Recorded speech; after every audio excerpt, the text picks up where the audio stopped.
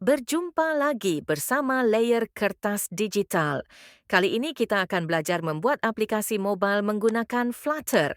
Flutter sendiri merupakan sebuah open source UI software development kit (SDK) yang dibuat oleh Google. Secara ringkas, ini adalah intinya. Tujuan utama, memungkinkan pengembang untuk membangun aplikasi yang indah, terkompilasi secara natif, dan multiplatform dari satu basis kode, single code base. Multiplatform, aplikasi yang dibuat dengan Flutter dapat berjalan di berbagai perangkat, termasuk mobile, Android dan iOS, web, desktop, Windows, Mac OS, Linux, dan perangkat embedded. Bahasa Pemrograman. Flutter menggunakan bahasa pemrograman Dart yang juga dikembangkan oleh Google.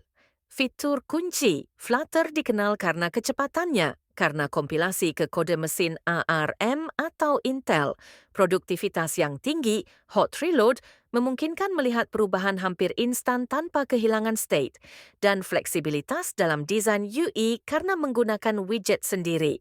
Untuk menjalankan Flutter teman, harus menginstal Flutter itu sendiri. Composer, Git, opsional, Visual Studio Code untuk editor teksnya, dan Android Studio beserta emulatornya jika bisa.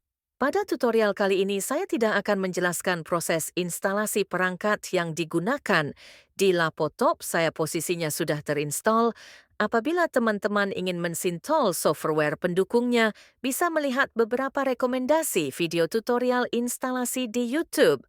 Flutter Composer, Git Visual Studio Code, dan Android Studio beserta emulatornya. Jika masih bingung, bisa tinggalkan di kolom komentar.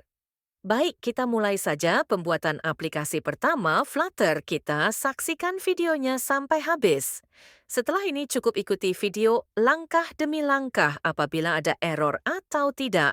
Sesuai dengan yang di video, tinggalkan di kolom komentar.